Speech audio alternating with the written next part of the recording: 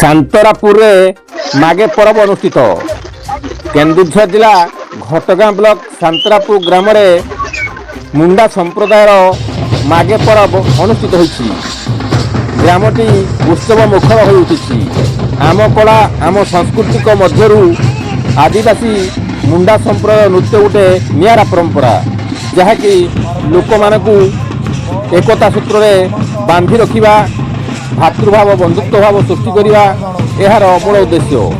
शांतरापुर सरपंच प्रतिनिधि Chandrakant Singh, PS member प्रतिनिधि विजयानंद दलई, समाजसेवी रंजन सिंह, धीरेन महातो, सागर बेहेरा, विजय पात्र और ग्रामवासी वृंद उपस्थित रही यही नृत्यर मजा उठाई एवं समस्ते नाच गीत मसी जाइए।